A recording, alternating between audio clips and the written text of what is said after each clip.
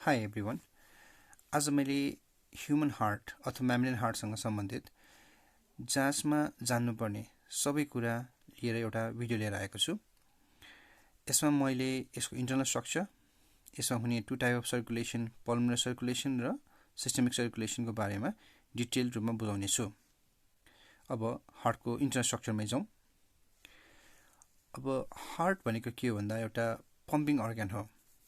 यसले मेनली ब्लडलाई हाम्रो बडीको हरेक पार्टमा, हरेक सेल एन्ड टिस्युजमा पम्प गरेर ब्लडलाई पुर्याउँछ। So it's an pumping organ. अब यसको साइजको कुरा पर्दा यो हार्ट भनेको हाम्रो ह्युमन फिस्ट, हाम्रो यो मुड्की जत्रो छ, प्रत्येक मान्छेको हार्टको साइज पनि उत्रै हुन्छ। र यसको डाइमेन्सनको कुरा गर्नुपर्दा चाहिँ यो 12/9/3 सेन्टिमिटर, यानि कि 3 को मल्टिपल छ। 3 3 जा 9, 3 4 जा 12, सो 12/9/3 सेन्टिमिटर यसको डाइमेन्सन हुन्छ। र यो चाहिँ थोरासिक केज, जुन चाहिँ हाम्रो छाती छ त्यसको बिचमा लोकेट भएको हुन्छ। इन बिट्विन द लङ्स, दुईटा लङ्सको बिचमा लोकेट भएको हुन्छ। भने हार्ट चाहिँ अलिकति लेफ्टतिर टिल्ट हुने भएकोले गर्दा हाम्रो जुन चाहिँ स्टेथोस्कोप, जुन चाहिँ इन्स्ट्रुमेन्ट छ, त्यसले हाम्रो बायाँ छातीमा लगेर सुन्दा चाहिँ यसको कन्ट्राक्सन र रिल्याक्सेसन चाहिँ जुन छ त्यो हामी प्रपरली सुन्न सक्छौँ। त्यो भएकोले यो अलिकति बायाँतिर टिल्ट भएको कारणले गर्दा हो। अब जाउँ यसको च्याम्बर्सहरूतिर। हार्टमा 4 च्याम्बरहरू हुन्छ। माथिकोलाई हामी अरिकल्स अथवा एट्रियम, तलकोलाई हामी भेन्ट्रिकल्स भन्छौँ। सो यसमा चाहिँ हामीले बनाउँदाखेरि अलिकति हाम्रो एक्चुअली भन्दा उल्टो देखिन्छ भन्नाले बायाँपट्टि राइट अरिकल र राइट भेन्ट्रिकल र दायाँपट्टि लेफ्ट अरिकल र हाम्रो लेफ्ट भेन्ट्रिकल देखिन्छ भन्नाले यो मिरर इमेज जस्तो बनाउँछौँ हामी है। So right auricle, left auricle, right ventricle, left ventricle. अब अरिकल र भेन्ट्रिकलको कुरा गर्नुपर्दा अरिकल भनेको चाहिँ कलेक्टिङ च्याम्बर्स हो भने भेन्ट्रिकलहरू भने चाहिँ डिस्ट्रिब्युटिङ च्याम्बर्स हो। भन्नाले अरिकलहरूमा चाहिँ विभिन्न बडी पार्टहरूबाट ब्लडहरू आउँछ भने भेन्ट्रिकलबाट चाहिँ अरू बडी पार्टहरूमा ब्लडहरू जान्छन्। त्यो हिसाबले भेन्ट्रिकल अरिकलभन्दा अलिकति कम्पेरिटिभली ठुलो साइजको पनि हुन्छ। र वाल्सको कुरा गर्नुपर्दा अरिकलले नियरबाई भेन्ट्रिकल्समा मात्रै ब्लड पम्प गर्नुपर्ने भएकोले यिनीहरूको वाल्स कम्पेरिटिभली थिनर हुन्छ भने भेन्ट्रिकलको वाल चाहिँ हाम्रो कम्पेरिटिभली थिकर हुन्छ। त्यसमा पनि भेन्ट्रिकल, राइट भेन्ट्रिकलले नियरबाई लङ्समा मात्रै पम्प गर्नुपर्ने भएकोले यसको वाल अलिकति कम्पेरिटिभली थिनर भन्दाखेरि लेफ्ट भेन्ट्रिकल, जसले ब्लड पुरा बडीभरि नै पम्प गर्नुपर्ने भएकोले हाई प्रेसरले पम्प गर्नुपर्ने हुन्छ। त्यही कारण हामीले राइट भेन्ट्रिकल र लेफ्ट भेन्ट्रिकल कम्पेयर गर्दाखेरि राइट भेन्ट्रिकलको अलिकति वाल थिनर र लेफ्ट भेन्ट्रिकलको अलिकति वाल थिकर हुन्छ। त्यो भयो 4 च्याम्बर्स र तिनीहरूको थिकनेससँग सम्बन्धित कुराहरू। त्यसपछि जानुपर्दा यो हार्टलाई वरिपरि हामीले देख्छौँ एउटा 2 लेयर्ड च्याम्बरले कभर गरेको हुन्छ, जसलाई चाहिँ हामी के भन्छौँ भाइ बहिनीहरू, पेरिकार्डियम भन्छौँ। पेरिकार्डियमभित्र पेरिकार्डियल फ्लुइड हुन्छ।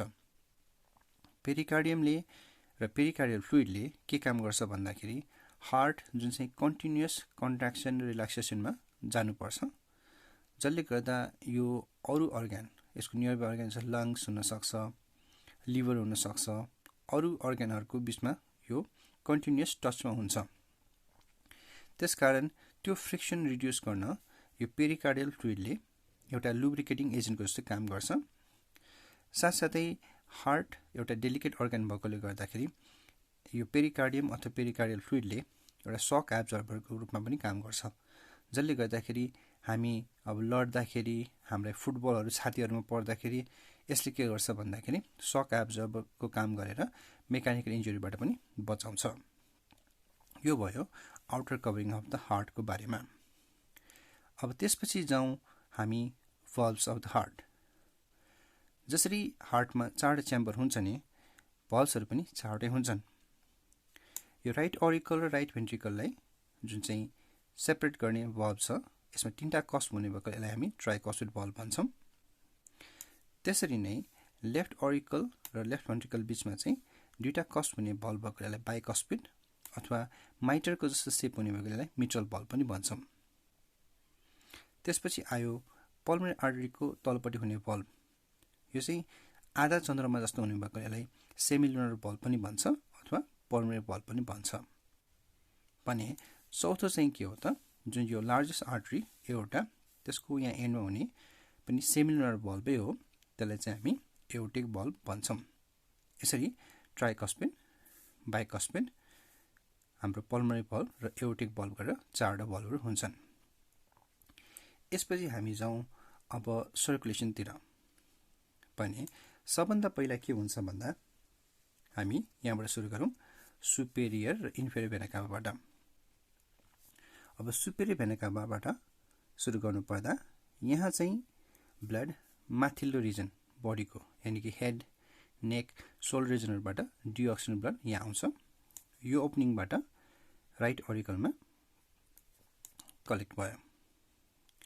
त्यसरी नै इन्फेरियर भेना काभा तलबाट यानी कि lower body parts, kidney, intestine, लेग्सहरुबाट डिओक्सिजन ब्लड कलेक्ट भएर माथितिर आउँछ र यो ओपनिङ हुँदै फेरि आउने के भयो त राइट ऑरिकलमै. भनेपछि राइट ऑरिकलमा deoxygen blood from throughout the body collect हुने भयो.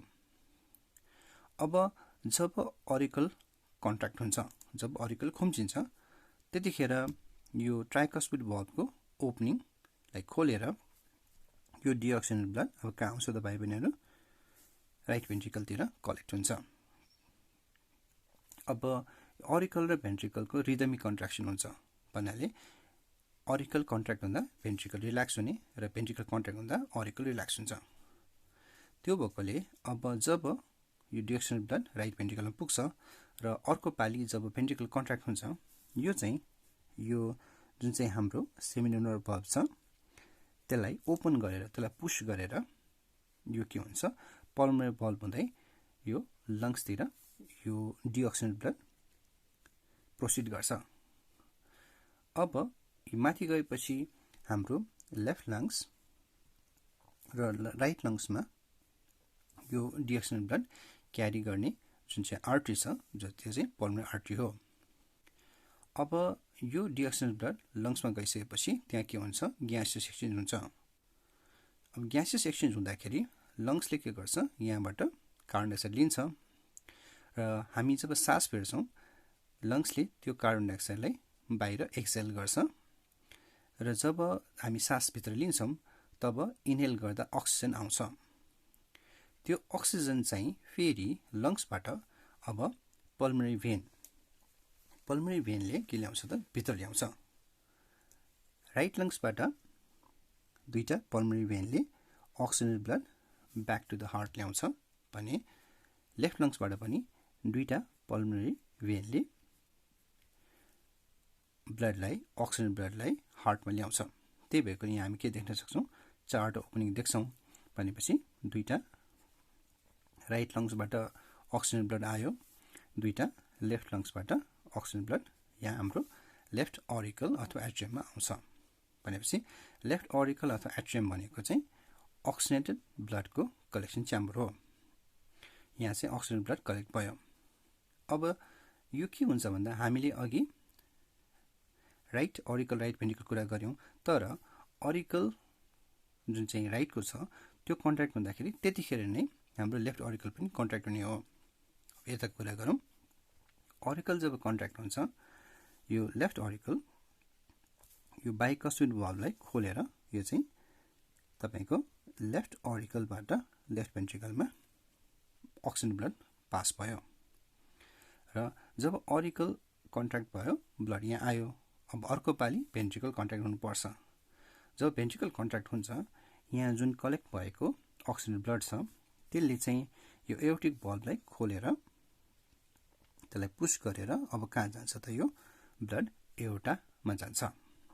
एओर्टामा यो अक्सिजन ब्लड क्यारी हुँदै अब फेरि यो थ्रु आउट द बडी यो ट्रान्समिट हुन्छ र प्रत्येक सेल र टिस्युमा जान्छ र प्रत्येक सेल र टिस्युमा जब सेलुलर रेस्पिरेसन हुन्छ तिनीहरूले यहाँबाट जुन एओर्टा हुँदै आर्टरी हुँदै जुन चाहिँ अक्सिजन उनीहरूले पाउँछन् त्यो अक्सिजन युज गरेर सेल रेस्पिरेसन गर्छ र प्रत्येक सेलमा जब सेल रेस्पिरेसन हुन्छ त्यसले ग्लुकोज र कार्बन डाइअक्साइड बनाउने भयो, ग्लुकोजलाई अक्साइज गरेर कार्बन डाइअक्साइड बनाउने भयो र वाटर पनि बनाउँछ। अब त्यो कार्बन डाइअक्साइडले फेरि के हुन्छ त प्रत्येक भेनहरूले लिँदै फेरि पनि ब्याक इन्फेरियर भेना काभा र सुपेरियर भेना काभा हुँदै त्यो डिओक्सिजेनेटेड ब्लड फेरि पनि हाम्रो राइट अरिकलमा कलेक्सन हुन्छ। यसरी हामीले टोटल दुईटा टाइप अफ सर्कुलेसन हार्टबाट बाहिरपट्टि र बाहिरबाट हार्टमा आएको देख्छौँ। भनेपछि के भयो त यहाँबाट जुन चाहिँ छ राइट भेन्ट्रिकलबाट लङ्समा डिओक्सिजन ब्लड जाने र लङ्समा जब ग्यास सेक्सन हुन्छ अक्सिजन ब्लड राइट लङ्सबाट र लेफ्ट लङ्सबाट पल्मोनरी भेन हुँदै जुन चाहिँ हाम्रो लेफ्ट अरिकल अथवा एट्रियममा कलेक्ट हुने पार्ट छ त्यसलाई चाहिँ हामी पल्मोनरी सर्कुलेसन भन्छौँ। भन्नाले लङ्ससँग रिलेटेड जुन चाहिँ छ त्यो पल्मोनरी सर्कुलेसन भयो। भनेपछि सिस्टमिक सर्कुलेसन भनेको चाहिँ हाम्रो लेफ्ट भेन्ट्रिकलबाट स्टार्ट हुँदै जब लेफ्ट भेन्ट्रिकल कन्ट्र्याक्ट हुन्छ अक्सिजन ब्लड एउटा हुँदै प्रत्येक बडी पार्ट प्रत्येक सेल टिस्युमा जान्छ, त्यहाँ पनि ग्यास एक्सचेन्ज हुन्छ र जब सेल रेस्पिरेसन भइसकेपछि ग्लुकोज अक्सिडाइज भएपछि कार्बन डाइअक्साइड प्रड्युस हुन्छ नि, त्यो कार्बन डाइअक्साइडलाई फेरि ब्याक इन्फेरियर भेना काभा र सुपेरियर भेना काभा हुँदै यो राइट अरिकलसम्म आउने जुन सर्कुलेसन छ त्यसलाई हामी सिस्टमिक सर्कुलेसन भन्छौँ। यसरी हामीले इन्टरनल स्ट्रक्चर, यसको लोकेसन, हाम्रो पल्मोनरी सर्कुलेसन र सिस्टमिक सर्कुलेसनमा बारेमा हामीले डिटेलमा पढ्यौँ। केही नबुझ्नु भएको छ भने कृपया कमेन्ट सेक्सन गएर फेरि सुन्न सक्नुहुन्छ। Thank you.